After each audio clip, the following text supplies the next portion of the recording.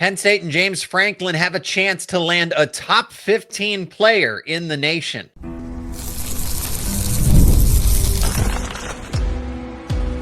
You are Locked On Nittany Lions, your daily podcast on the Penn State Nittany Lions. Part of the Locked On Podcast Network, your team every day. You are locked on to Penn State football and Penn State recruiting. Thank you so much for making Locked On Nittany Lions your first listen and watch every single day, the #1 Penn State sports podcast out there. My name is Zach Seyko, and I am your host of the show. So we are talking Penn State football recruiting as Notre Dame has not given up on a running back commit in the class of 2026. What's the latest there? Penn State lands a commitment from probably the most prioritized linebacker in this cycle for them. They get the commitment from Terry Wiggins. We'll talk about him.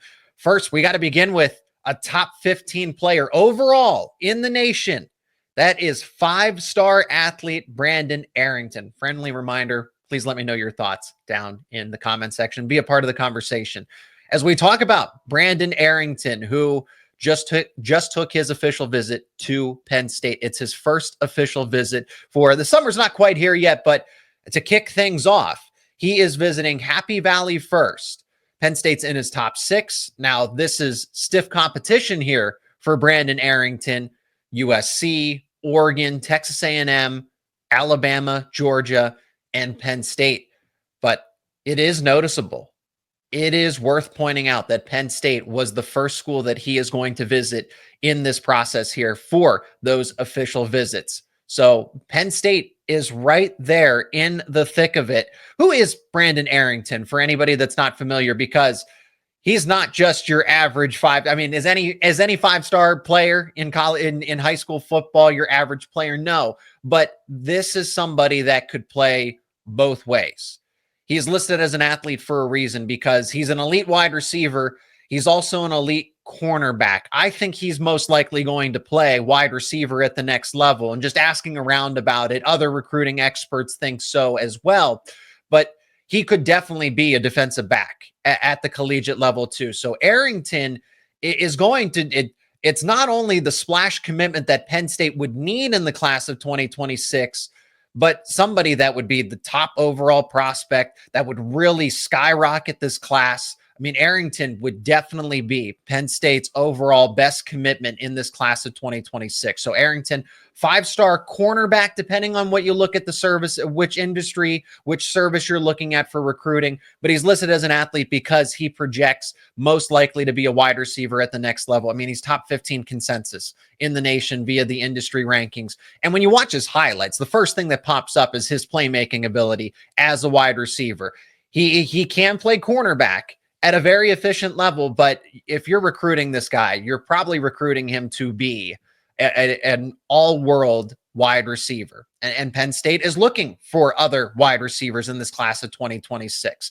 We just talked to Jasir Rogers specifically on this podcast with that exclusive interview. LeVar Keys is also a commitment. It already has a commitment to Penn State's class of 2026. So Penn State is definitely looking to add another wide receiver, maybe even 2 if the opportunity presents itself. Arrington as a prospect, though, you're getting everything that you would expect from a 5-star player. Speed, elusiveness, excellent vision, and he's long and he's lengthy. He can make any catch that you need him to. But it really is his ability to create in open space that somebody who is 6'3", who's probably going to get taller. He's currently listed at 6'3", 180 pounds, but somebody that can just take the football on a simple screen pass, make guys miss, and go from there. So I mean, Brandon Arrington is the real deal, and he can play either side of the football, whichever ultimately Penn State would happen to decide if they land his commitment. But just know what you're getting in Arrington is going to be your best overall prospect. The talent that they already have there to go along with, I mean, you have 2 quarterbacks, right? What quarterback prospect wouldn't want to throw the football to Arrington? I mean, Penn State's secondary is loaded up in the class of 2026. They already have 4 defensive back prospects. But like I said, it's the versatility, it's the flexibility that Arrington even gets the chance to offer as a 5-star prospect in itself. Now, how did this visit go? I mean, Arrington was pretty active on social media about it. If you check his social media, he seemed to be having a really good time. He was posting about it. He seemed to be enjoying himself. LeVar Arrington got involved in this recruitment here, saying that the Arrington name just makes sense at Penn State. And in this case, whatever gets this recruitment over the finish line to land the likes of Arrington is important. The chances of landing Arrington are where it gets a little questionable, because, like I said, I already started off the fact that this top 6, USC, he's from California. Actually, I probably should have pointed that out very early, is that he is from California. So USC is going to be a major player in this recruitment. Of course, Oregon being on the West Coast. Texas A&M is probably, if I had to project a leader, it seems like in the recruiting world that Texas A&M is the expected landing destination, but I think all things are kind of equal here at this point. And Alabama and Georgia, for what it's worth, at the timing of this recording of this podcast, Alabama and Georgia do not have an official visit set up. So Penn State gets the first official visit. Texas A&M and Oregon and USC, for the sake of geographical reasons, are going to be major contenders here. But I do think it's interesting that James Franklin and the Nittany Lions get to make the first impression. Maybe similar conversations. We brought up Joey O'Brien on the show. Joey O'Brien, extremely talented, and if you're Penn State, you want to try to land both of them. But is there that conversation? Hey, you could play both ways here at Penn State. You could be a wide receiver and a DB. But I think if you want to get the maximum potential out of Arrington, in my opinion, you play him at wide receiver, but you could definitely play him at cornerback. It's just that it's the playmaking ability, it's the ball skills, it's the way that he sees the open field, regardless. And I like players that are already two-way athletes as it is, because you understand your counterpart position very well. And at the high school level, that's fairly common, I would say, is that most players are playing two-way. Offensive linemen are playing defensive line type of thing, wide receiver to DB, running back to linebacker, etc.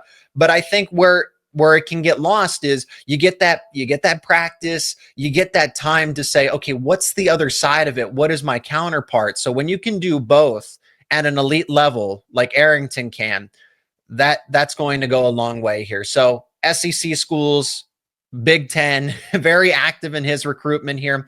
I can't say that Penn State is the favorite, but they have a fighter's chance. This one isn't a complete long shot, if you will, but I would say that it is less than likely. Again, from the state of California, hey, Penn State did it with Darius Dixon and Troy Hune. They have prospects committed from the state of California. Oregon, we know how aggressive Oregon likes to recruit, especially when there's a prospect that they identify that they want. And just gathering some intel and seeing what the other recruiting experts might say about this one is that Texas A&M, they have an official visit at the beginning of June, that they would be, I guess, the unsaid leader in this recruitment. We'll see how it all plays out. He seemed to have enjoyed his time. Penn State, like any time that they get the attention of a five-star athlete, they are going to make sure that the recruiting pitch is as perfect or as close to perfect as possible. So it's going to be a wait and see type of thing. 3 more official visits scheduled in June to the likes of USC, Oregon, Texas A&M. As of this point in time, Alabama and Georgia do not have an OV for him. So probably won't get a little more clarity for this until the later part of June, maybe early July after Arrington goes there. But there's a little bit of a gap here. Maybe he squeezes those official visits into Alabama and Georgia, but it's Penn State where he gets a lot of time to think. If Penn State has anything going for it, James Franklin and the Nittany Lions have at least a month, right, for that official visit to really resonate with Arrington as he goes back home, as he goes to California, and then until Texas A&M gets to pick things back up in the first week of June, Penn State has just a little over a month to, like I said, really resonate with Arrington and what he decides to do for his college commitment. That's not the only recruiting we're going to talk here, of course, as Penn State did get a tangible commit from a linebacker that has elite potential, 6'3". He is that prototypical linebacker that Penn State is looking for. His name is Terry Wiggins, out of the state of Pennsylvania, the best in PA. Stay in Pennsylvania. We're going to talk about Wiggins and what he brings to the Nittany Lions class of 2026 coming up next here on the show. And today's episode is brought to you by FanDuel. The NBA playoffs are here, and FanDuel is giving new customers an incredible way to get in on the action. Right now, when you join FanDuel and place your first $5 bet, you will get $250 in bonus bets if your bet wins. You'll enjoy using FanDuel because FanDuel makes betting so easy.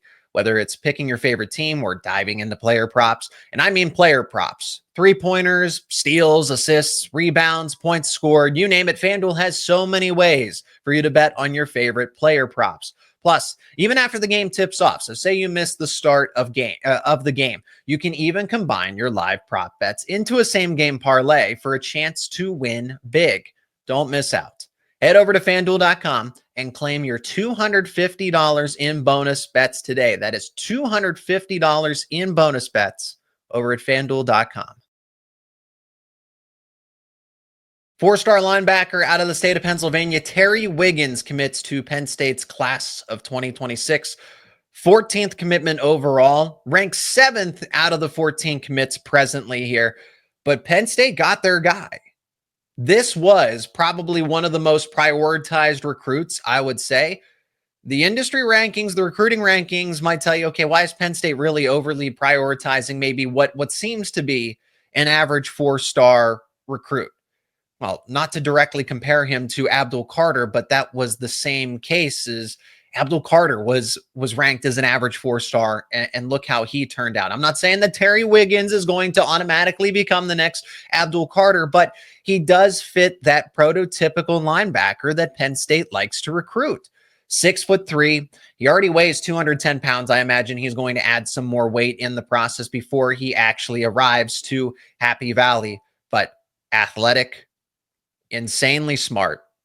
Both versatile in defending against the run because he's so good at attacking the gap and closing that open space from the line. He reads the play so well. I think above all else, I really enjoyed watching Wiggins for his play recognition. He just understands. So whether that comes from studying, maybe that's an instinctive sort of thing that he's just able to diagnose a play and know where he needs to be at that point. And that's where that athleticism helps, because when it's the way that he angles to the ball carrier. So he knows what play is going on, or at least he anticipates it very well in the moment. And then he's able to angle his way to the ball carrier very efficiently. He doesn't under or overestimate his speed. It's almost a perfect timing scenario for Wiggins. But at 6'3", 210 pounds. And this guy plays linebacker. This is the weak side linebacker that Penn State always tries to recruit. They try to at least get one in every single recruiting class. So this time around, it's Terry Wiggins, Brandon Arrington, the second in the previous class.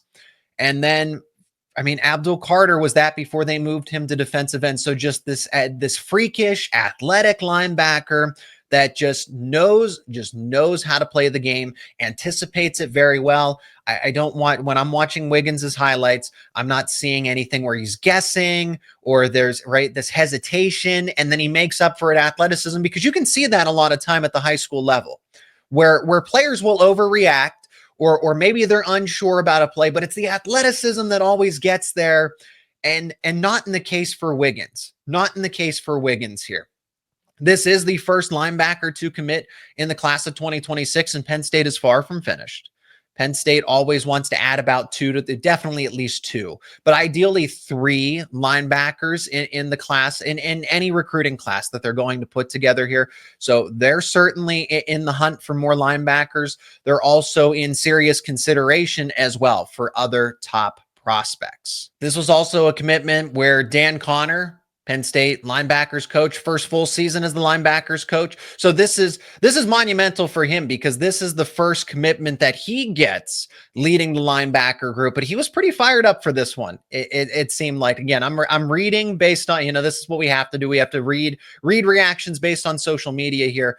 But this one, to get this one across the finish line earlier before the summer starts, Wiggins was sought after by plenty of other programs in it, and it's not surprising here. So Penn State has, they prioritized him quite a bit here in this class, to say the least. And now let's point out the fact that Penn State has 6 out of the top 11 recruits in the state of Pennsylvania, and they're in serious contention for 3 more. Joey O'Brien, most notably, if you interchangeable with, I think, Kevin Brown. So Joey O'Brien's the safety wide receiver recruit, but he and Kevin Brown kind of flip back and forth. You can make an argument that Kevin Brown, who's already committed to Penn State, offensive line recruit, is the number 1 prospect in Pennsylvania. Joey O'Brien certainly has a case for it, well, with the upside that he has. So for Penn State, they're dominating the state like usual. You get a player that you really wanted. They really wanted Terry Wiggins in this class. It's the first linebacker, so maybe that creates a domino effect here where they're going to pick, hey, I want to play alongside Wiggins at the linebacker spot, or just in general defensively. The earlier you get these commits, the better it is for your respective recruiting class, because they are able to do a lot. I've mentioned this before, but I think it's fair to say it again. It is important to reiterate it, that the recruits do a lot of the recruiting for you. So when they're in the class, they can do a lot of the heavy lifting that you and your staff can't always do in this case. So Wiggins is another player in the class of 2026 that moves this class forward up the rankings, or at least solidifies it here. I don't see this class dropping out of the top 15, conservatively speaking. This is a top 15 group if everything continues to trend in the right direction for Penn State. This is also a group that has top 10 potential. And again, it goes back to Arrington. It goes back to other priorities in this class. You have to land a Joey O'Brien. You have to land some of your other premier targets to really fill out this class. So top 5, I think, is a little bit of a reach, because you're going to need multiple 5 stars in that case. And you're going to have to go out. I mean, USC is doing very well. Ohio State, go figure, is doing very well. But to sneak into that top 5 against the likes of USC, who's bounced back in this recruiting cycle, Ohio State, Oregon, and anybody really of the premier schools when it comes to recruiting, you're going up against Georgia, Alabama, you're going to need multiple 5 stars. And I don't get the sense that Penn State is going to land, a haul of 5 stars here outside of Brandon Arrington, and that's not even likely there. But Penn State is at least positioning itself top 15 conservatively. I'd say, that 11, 12, 13 range. And then if you're able to check all those boxes that you have prioritized, and the recruiting rankings are also going to reset themselves. So Penn State, as long as they get the players that they prioritize, they don't care about the recruiting rankings. But for the sake of the industry, for the sake of this conversation, Joey O'Brien, if you can get Brandon Arrington, if you can get some of those other top prospects in Pennsylvania, and then the prospects that you do have committed, those players are going to continue to move up the recruiting rankings. Terry Wiggins is not just a lowly 4-star. His ranking will go up. A lot of recent commits for the likes of Isaac Chukura, for example, an underrated defensive tackle. He's listed as a defensive end, but defensive tackle out of the state of Delaware, Jasir Rogers, I argue, is the most underrated prospect in the class of 2026. Those guys are going to skyrocket up the rankings sooner rather than later, and you will see Penn State solidify itself. So that's why I say top 10 potential, because if those recruits get the rankings bump that they deserve, Penn State's going to have a top 10 class per the industry, but nothing outside of the top 15 at this point in time with what they have presently committed and what they're trending to do. But Notre Dame's not giving up, trying to go after this class of 2026, particularly a running back recruit that has verbally shut down his recruitment. But that doesn't mean that J1 Sider, now over there with the Fighting Irish, is giving up. What's the status there? Because there's some recent news that we got to discuss. We're going to talk about that next here on Locked On Nittany Lions. This show is also brought to you by Gametime. There's nothing like the atmosphere of an NBA playoff game. Every bucket, every defensive stop, every moment feels huge. It's electric in the arena, and with Gametime, you can be a part of it without the stress of last-minute ticket hunting. Gametime makes it fast and easy to get playoff tickets, even when demand is sky high. prices on the app actually go down as tip-off gets closer, and their last-minute deals can save you up to 60%. Now, here's why you'll enjoy using Gametime. You know, those last-minute deals, as I mentioned already, save up to 60% off of buying last-minute tickets for not only sporting events, but concerts, comedy, theater, you name it. Then, all-in pricing means no surprise fees at checkout. What you see is what you pay. Take the guesswork out of buying tickets with Gametime. Download the Gametime app, create an account, and use code LOCKEDONCollege for $20 off your first purchase. Terms apply. Again, create that account. Redeem code LOCKEDONCollege. That is code LOCKEDONCollege for $20 off. Download Gametime today. Last minute tickets, lowest price guaranteed. Notre Dame and J1 Cider just will not give up. And can you blame them? I mean, Penn State has a top 10 running back in the class of 2026 who J1 Cider originally got committed in this cycle very early on to. Messiah Mickens has been committed to Penn State's class of 2026, I think since 2023? The year, maybe I'm mistaken. Yeah, it was 2023. So Mickens has been committed to Penn State's class and was the first recruit to commit to Penn State a while ago. And J1 Cider played a hand in that. So here is the latest update. J1 Cider went and had a home visit, an in-home visit with Mickens. Mickens posted about it.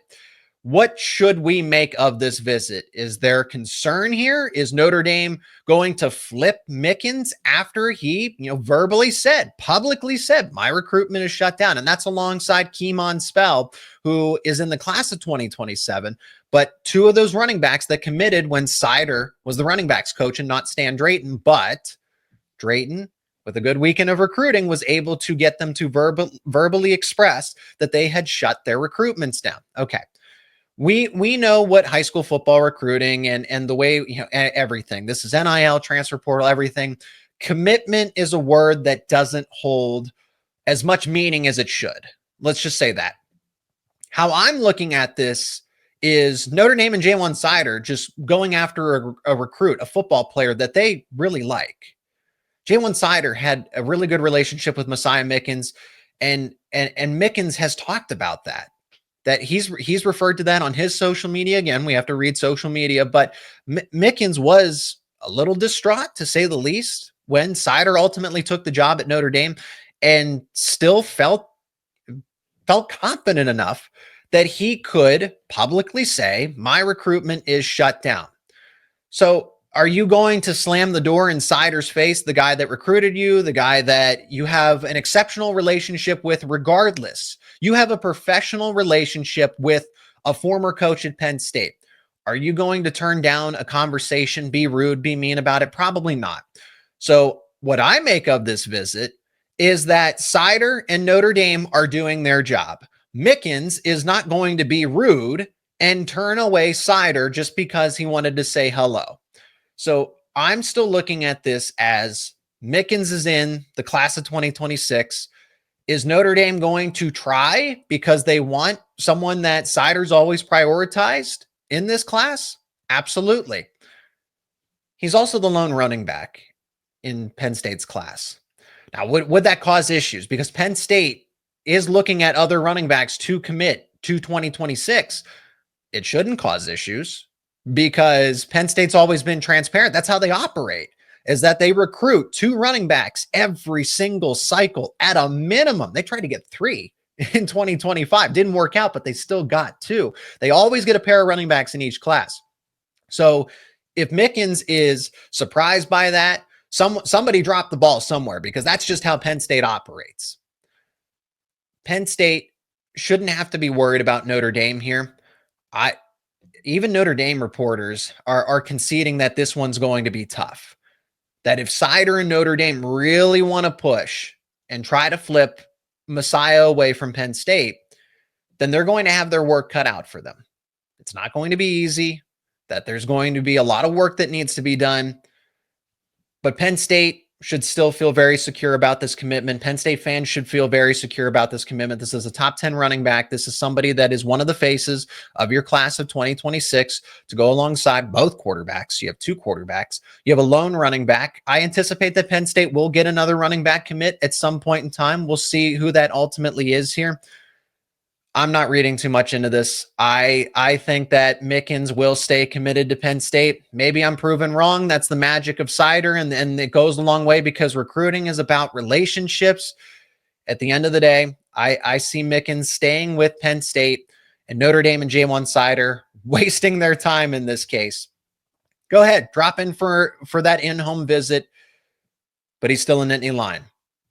That's my opinion. We'll see how it ultimately plays out here in the class of 2026. And that'll do it for me here on this edition of Locked On Nittany Lions. Friendly reminder, let me know your thoughts down in the comments section. Be a part of the conversation. Thank you so much for checking out another show here on the YouTube channel and wherever you get your podcast. If you are new to the show, subscribe to the YouTube channel, wherever you get your podcast, posting daily episodes about everything. Penn State football, wrestling, recruiting, you name it.